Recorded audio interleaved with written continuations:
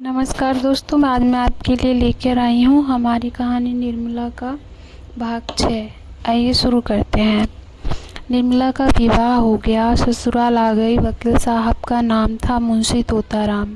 सांवले रंग के मोटे ताजे आदमी थे। उम्र तो अभी 40 से अधिक न थी, पर वकालत के कठिन परिश्रम ने सिर के बाल पका दिए थे। व्यायाम करने का उन्हें अवकाश न मिलता था, वहाँ तक कि कभी कहीं घूमने भी न जाते, इसलिए तोंद निकल आई थी। देह के स्थूल होते हुए भी आए दिन कोई न कोई शिकायत रहती थी। मंदग्नि और बवासीर से तो उनका चिरस्थायी संबंध था, अतएव बहुत फूंक फूंक कर कदम रखते थे। उनके 3 लड़के थे। बड़ा मनसाराम 16 वर्ष का था, मंझला जियाराम 12 वर्ष का और सबसे छोटा सियाराम 7 वर्ष का था। तीनों अंग्रेजी पढ़ते थे। घर में वकील साहब की विधवा बहन के सिवा और कोई औरत न थी। वही घर की मालकिन थी। उनका नाम था रुक्मणी और अवस्था 50 के ऊपर थी। ससुराल में कोई न था, स्थायी रीति से यहीं रहती थीं।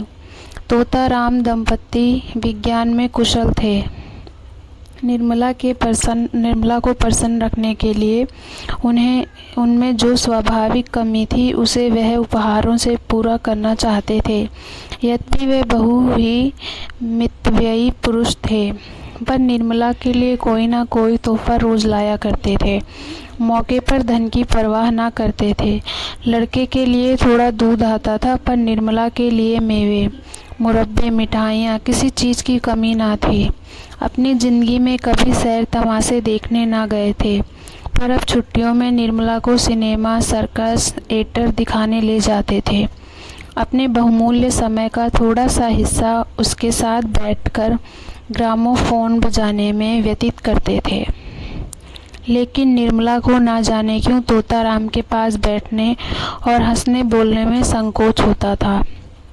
इसका कदाचित यह कारण था कि अब तक ऐसा ही एक आदमी उसका पिता था, जिसके सामने वह सिर झुकाकर देह चुराकर निकलती थी।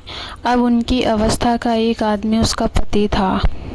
वह उसे प्रेम की वस्तु नहीं, सम्मान की वस्तु समझती थी। उनसे भागती फिरती, उनको देखते ही उसकी प्रफुल्लता पलायन कर जाती थी। वकील साहब को न के दंपत्ति विज्ञान का न सिखाया था कि युवती के सामने खूब प्रेम की बातें करनी चाहिए, दिल निकाल कर रख देना चाहिए। यही उसके वशीकरण का मुख्य मंत्र है। इसलिए वकील साहब अपने प्रेम प्रदर्शन में कोई कसर ना रखते थे। लेकिन निर्मला को इन बातों से घृणा होती थी।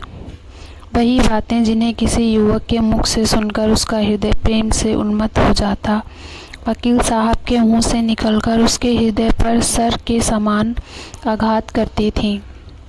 उनमें रस न था, उल्लास न था, उन्माद न था, हृदय न था, केवल बनावट थी। धोखा था और शुष्क निरस शब्दांबर था। उसे इत्र और तेल बुरा न लगता, सैर तमाशे बुरे ना लगते, बनाव श्रृंगार भी बुरा ना लगता था। बुरा लगता था तो केवल तोताराम के पास बैठना। वह अपना रूप और यौवन उन्हें न दिखाना चाहती थी, क्योंकि वहाँ देखने वाली आंखें न थीं। वह उन्हें इन रसों का आस्वादन लेने योग्य न समझती थी। कली प्रभात समीर ही के स्पर्श से खिलती है। दोनों में समान सारस्य है। निर्मला के लिए वह प्रभात समीर कहाँ था। पहला महीना गुजरते ही तोताराम ने निर्मला को अपना खजांची बना लिया।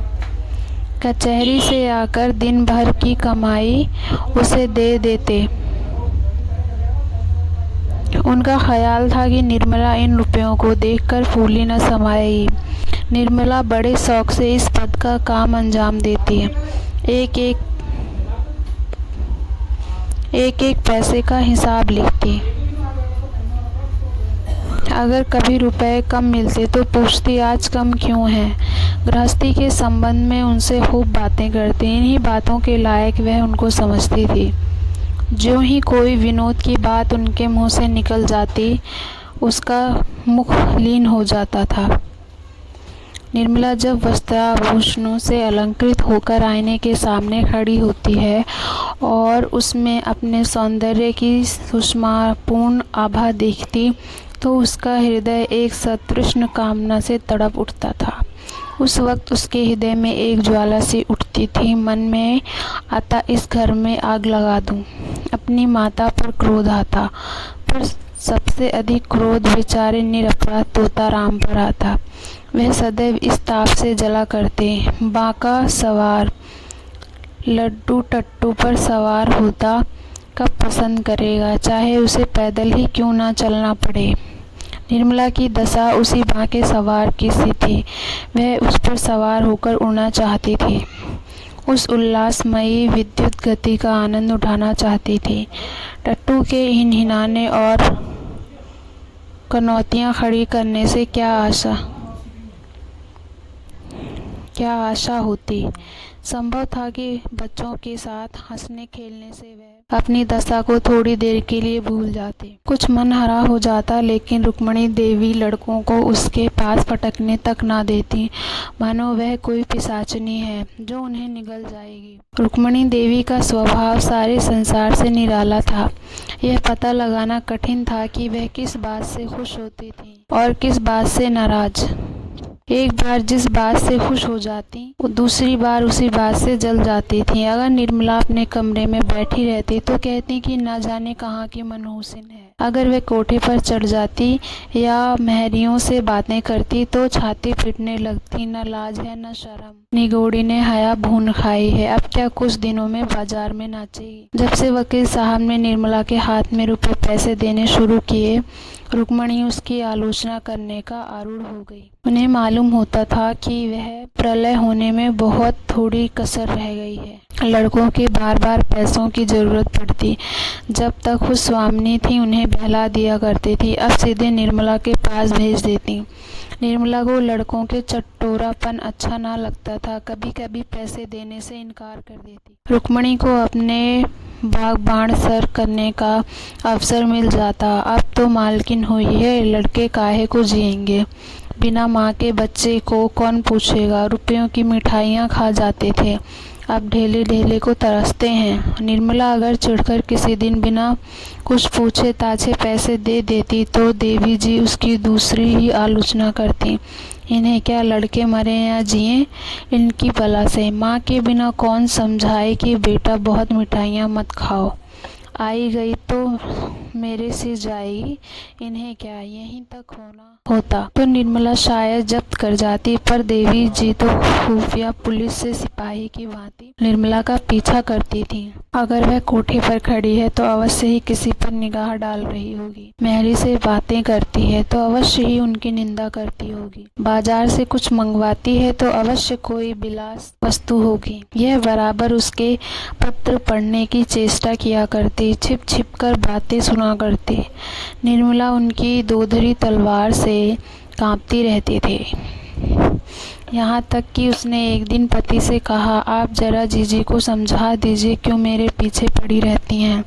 तोताराम ने तेज होकर कहा, तुम्हें कुछ कहा है क्या, रोज ही कहती हैं। बात मुंह से निकालना मुश्किल है। अगर उन्हें इस बात की जलन हो कि यह मालकिन क्यों बन गई है तो आप उन्हीं को रुपए पैसे दीजिए, मुझे नहीं चाहिए। यही मालकिन बनी रहे। मैं तो केवल इतना चाहती हूँ कि मुझे ताने महीने ना दिया करें।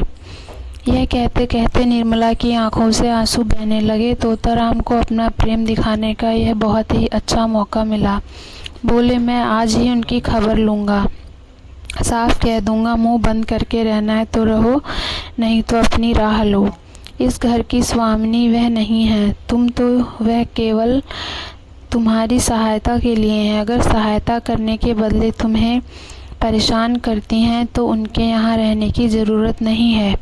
मैंने सोचा था कि विधवा हैं, अनाथ हैं, पाँव भर आटा खाएंगी, पड़ी रहेंगी। जब और नौकर चाकर खा रहे हैं तो वह भी अपनी बहन ही तो हैं। लड़कों की देखभाल के लिए एक औरत की ज़रूरत भी थी, इसलिए उन्हें यहाँ रहने दिया। लेकिन इसके यह माने नहीं कि वे तुम्हारे ऊपर शासन करें। निर्मला ने फिर कहा, लड़कों को सिखा देती हैं कि जाकर माँ से पैसे मांगे, कभी कुछ कभी कुछ। लड़के आकर मेरी जान खाते हैं, घर भर लेटना मुश्किल हो जाता है। डांटती हूँ तो वे आंखें लाल पीली करके दौड़ती हैं, मुझे समझाती हैं कि लड़कों को देखकर जलती है। ईश्वर जानते होंगे मैं बच्चों को कितना प्यार करती हूँ, आखिर मेरे ही बच्चे तो हैं, मुझे उनसे क्यों जलन होने लगी। तोताराम क्रोध से कांपते उठे, बोले तुम्हें जो लड़का दिख करे उसे पीट दिया करो, मैं भी देखता हूँ कि लौंडे शरीर हो गए हैं। मनशाराम को तो मैं बोर्डिंग हाउस में भेज दूंगा, बाकी दोनों को तो आज ही ठीक किए देता हूँ। उस वक्त तोताराम कचहरी जा रहे थे। डांट डपट करने का मौका न था, लेकिन कचहरी से लौटते ही उन्होंने घर में रुक्मणी से कहा, क्यों बहन, तुम्हें इस घर में रहना है या नहीं? अगर रहना है शांत होकर रहो, यह क्या कि दूसरों का रहना मुश्किल कर दो। रुक्मणी समझ गई कि बहू ने अपना वार किया, पर वह दबने वाली औरत न थी। एक तो उम्र में बड़ी 30 पर इसी घर की सेवा में जिंदगी काट दी थी, किसकी मजाल थी कि उन्हें बेदखल कर दे। उन्हें भाई की इस शूद्रता पर आश्चर्य हुआ। बोली, तो क्या लौंडी बनाकर रखेंगे? तो इस घर की नौकरानी न बनूंगी। अगर तुम्हारी यह इच्छा हो कि घर में कोई आग लगा दे और मैं खड़ी देखा करूं, किसी को बेराह चलते देखूं तो चुप साध लूं, जो जिसके मन में आए करे, मैं मिट्टी की देवी बनी रहूं, तो यह मुझसे ना होगा। यह हुआ क्या जो तुम इतना आपे से बाहर हो रहे हो? निकल गई सारी बुद्धिमानी। कल की आई हुई लड़की चोटी पकड़कर नचाने लगी। कुछ पूछना न ताछना, बस उसने तार खींचा और तुम काट के सिपाही की तरह तलवार निकाल कर खड़े हो गए। तोता, सुनता हूँ कि तुम हमेशा होचर निकालती रहती हो, बात बात पर ताने देती हो। अगर कुछ सीख देनी हो तो उसे प्यार से, मीठे शब्दों से देनी चाहिए। तानों से सीख मिलने के बदले उल्टा और जी जलने लगता है।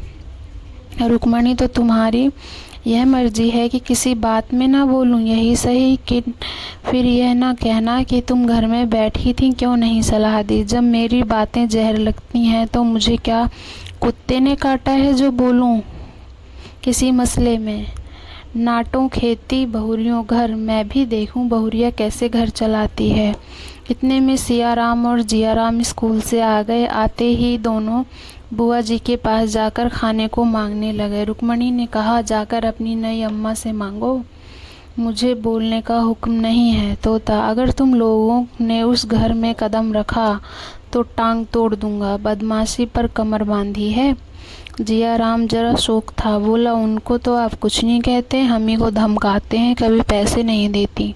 सियाराम ने इस कथन का अनुमोदन किया। कहती हैं मुझे दिख करोगे तो कान काट दूंगी। कहती हैं कि नहीं जिया। निर्मला अपने कमरे से बोली, मैंने कब कहा था कि तुम्हारे कान काट लूँगी? अभी से झूठ बोलने लगे। इतना सुनना था कि तोताराम ने सियाराम के दोनों कान पकड़कर उठा लिया। लड़का जोर से चीख मारकर रोने लगा। रुक्मणी ने दौड़कर बच्चे को मुंशी जी के हाथ से छुड़ा लिया और बोली, बस रहने भी दो, क्या बच्चे को मार डालोगे? हाय हाय, कान लाल हो गया है। सच कहा है, नई बीवी पाकर आदमी अंधा हो जाता है। अभी से यह हाल है तो इस घर के भगवान ही मालिक है। निर्मला अपनी विजय पर मन ही मन प्रसन्न हो रही थी, लेकिन जब मुंशी जी ने बच्चों का कान पकड़कर उठा लिया तो उससे न रहा गया। छुड़ाने को दौड़ी पर रुक्मणी पहले ही पहुंच गई थी। बोली, पहले आग लगा दी, अब बुझाने दौड़ी हो? जब अपने लड़के होंगे तब आंखें खुलेंगी, पराई पीर क्या जानो। निर्मला, खड़े तो हैं, पूछ लो ना मैंने क्या आग लगा दी। मैंने इतना ही कहा था कि लड़के मुझसे पैसों के लिए बार बार जिद करते हैं, इसके सिवाय जो मेरे मुंह से कुछ निकला हो तो मेरे आंखें फूट जाएं। तोता, मैं खुद इन लौंडों की शरारत देखा करता हूँ, अंधा थोड़े ही हूँ। तीनों जिद्दी और शरीर हो गए हैं, शैतान हो गए हैं। बड़े मियाँ को तो मैं आज ही हॉस्टल में भेजता हूँ। रुक्मणी, अब तक तुम्हें इनकी कोई शरारत न सूझी थी, आज आंखें क्यों इतना तेज हो गईं? तोताराम, तुम ही ने इन्हें इतना खराब कर रखा है। रुक्मणी, तो मैं ही विष की गांठ हूँ, मेरे ही कारण तुम्हारा घर चौपट हो रहा है। लो, मैं चली जाती हूँ, तुम्हारे लड़के हैं, मारो चाहे काटो, मैं नहीं बोलूँगी। यह कहकर वे वहाँ से चली गई। निर्मला बच्चे को रोता देखकर उसे चुप कराने गई। उसने उसे छाती से लगा लिया और गोद में लिए हुए अपने कमरे में लाकर उसे चुप कराने लगी। लेकिन बालक और भी सिसक सिसक कर रोने लगा। उसका अबोध हृदय इस प्यार में वह मातृ स्नेह न पाता था जिससे दैव ने उसे वंचित कर दिया था। यह वात्सल्य न था, केवल दया थी। यह वह वस्तु थी जिस पर उसका कोई अधिकार न था, जो केवल भिक्षा के रूप में उसे दी जा रही थी। पिता ने पहले भी एक बार मारा था जब उसकी माँ जीवित थी, लेकिन तब उसकी माँ उसे छाती से लगाकर रोती न थी। वह प्रसन्न होकर उससे बोलना छोड़ देती, यहाँ तक कि वह स्वयं थोड़ी ही देर के बाद सब कुछ भूलकर फिर माता के पास दौड़ जाता था। शरारत के लिए सजा पाना तो उसकी समझ में आता था, लेकिन मार खाने पर चुमकारा जाना उसकी समझ में न आता था। मातृ स्नेह में एक कठोरता होती थी, लेकिन मृदुलता से मिली हुई। इस प्रेम में करुणा थी, पर वह कठोरता न थी, जो आत्मीयता का गुप्त संदेश है। स्वस्थ अंग की परवाह कौन करता है, लेकिन वही अंग जब किसी वेदना से टपकने लगता है तो उसे ठेस और धक्के से बचाने का यत्न किया जाता है। निर्मला का करुण रोदन बालक को उसके अनाथ होने की सूचना दे रहा था। वह बड़ी देर तक निर्मला की गोद में बैठा रोता रहा और रोते रोते सो गया। निर्मला ने उसे चारपाई पर सुलाना चाहा तो बालक ने सुषुप्तावस्था में अपनी दोनों कोमल बाहें उसकी गर्दन में डाल दी और ऐसा चिमट गया मानो नीचे कोई गड्ढा हो। शंका और भय से उसका मुख विकृत हो गया। निर्मला ने फिर बालक को गोद में उठा लिया। चारपाई पर न सुला सकी। इस समय बालक को गोद में लिए हुए उसे वह तृष्टि हो रही थी जो अब तक कभी ना हुई थी। आज पहली बार उसे आत्मवेदना हुई, जिसके बिना आँख नहीं खुलती। अपना कर्तव्य मार्ग नहीं समझता, वह मार्ग अब दिखाई देने लगा है। हमारा भाग 6 यहीं समाप्त होता है। कल फिर मिलेंगे एक नए भाग के साथ। अगर आपको हमारी कहानी पसंद आई हो तो लाइक एंड सब्सक्राइब करें, या आप कोई और नई कहानी सुनना चाहते हैं तो उसका नाम कमेंट बॉक्स में कमेंट करें। मैं ज़रूर उस पर वीडियो लेकर आऊँगी। Thank you so much.